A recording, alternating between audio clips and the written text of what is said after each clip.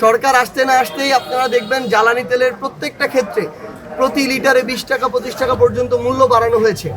এই জ্বালানি তেলের সাথে বাংলাদেশের প্রত্যেকটা সেক্টর জড়িত। আপনি বিদ্যুৎ বলেন, উৎপাদন, বন্টন, বিপণন, কৃষক, পরিবহন, সব কিছু এটার সাথে জড়িত।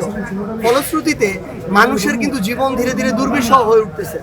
মানুষ টাকা দিয়েও সার পাচ্ছে না, মানুষ মূল্য পরিশোধ করার পর বিদ্যুৎ পাচ্ছে না, গ্যাস পাচ্ছে না।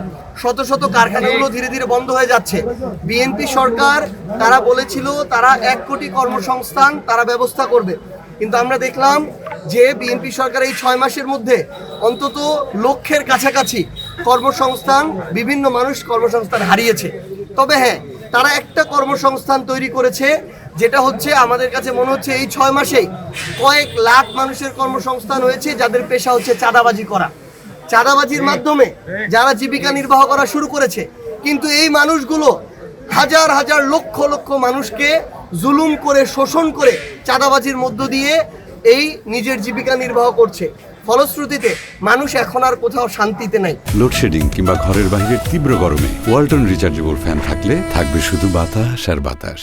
আপনারা দেখবেন প্রত্যেকটা মৌলিক চাহিদার জায়গাগুলো যে প্রতিষ্ঠান থেকে নিশ্চিত হয়, প্রত্যেকটা প্রতিষ্ঠানে দলীয়করণ করা হয়েছে। আপনারা দেখবেন প্রত্যেকটা জায়গায় স্বজনপ্রীতি করা হচ্ছে, কোনো যোগ্যতা দেখা হয় না। আপনি যদি আপনার দলের ওই বিষয়ে এক্সপার্ট যোগ্য মানুষটাকে দিতেন, তা হয়তো একটু প্রশ্ন কম তোলা যায়, কিন্তু এমন মানুষগুলোকে দেয়া হচ্ছে যেই মানুষগুলো কোনোদিন ওই বিষয়গুলো নিয়ে ধারে কাছেও কাজ করেনি। পাশাপাশি যারা সৎ, যোগ্য, দক্ষ, যারা তাদের চুরি ধরে ফেলে, চাঁদাবাজি বন্ধ করে, সিন্ডিকেট বন্ধ করে, ওই অফিসারদেরকে হয়রানি করা হচ্ছে, গালিগালাজ করা হচ্ছে, হত্যার হুমকি দেওয়া হচ্ছে।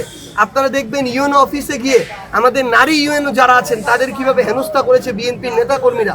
আপনারা দেখবেন সিলেটের ডিসি যিনি ছিলেন সারোয়ার আলম, তিনি শুধুমাত্র তাদের চাঁদাবাজির সিন্ডিকেট বন্ধ করতে গিয়েছিলেন মাজারে, সেই জায়গায় একদিনের মধ্যে তাকে স্ট্যান্ড রিলিজ দেওয়া হয়েছে। তো এইভাবে প্রত্যেকটা প্রতিষ্ঠানকে দলীয়করণ করা, কুক্ষিগত করার মধ্য দিয়ে আগের যে বাংলাদেশের রাজনৈতিক ধারা, ওই একই ধারার আমরা প্রত্যাবর্তন বিএনপির মাধ্যমে দেখতে পাচ্ছি।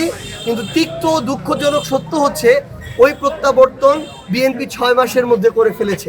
তো সেই জায়গা থেকে আমরা বিএনপিকে বলতে চাই যে বিরোধী দল হতে পারি, আমরা আপনাদের ভালোটাকে ভালো বলবো, আবার যেটা সমালোচনা করার সমালোচনা করব। আপনারা যদি মনে করেন যে সমালোচনা করলে চোখ তুলে ফেলবেন, রক্তাক্ত করবেন, আপনারা করেন, আমরা দেখি আপনারা কত করতে পারেন। কিন্তু বাংলাদেশের মানুষ বিবেকবোধ হারিয়ে ফেলেনি। যে মানুষ জুলাই নেমেছিল সেই মানুষ এই জুলুম খুব বেশি দিন সহ্য করবে না। আমরা বিএনপিকে আহ্বান জানাই যে আপনারা খুব দ্রুত আপনাদের হেদায়েতের পথে আসেন। যে কাজ করা শুরু করেছেন, মানুষ 6 মাসে বিরক্ত হওয়া শুরু করেছে। আপনাদের জনপ্রিয়তা মানে রেকর্ড সংখ্যকভাবে দিনে দিনে হ্রাস পাওয়া শুরু করেছে।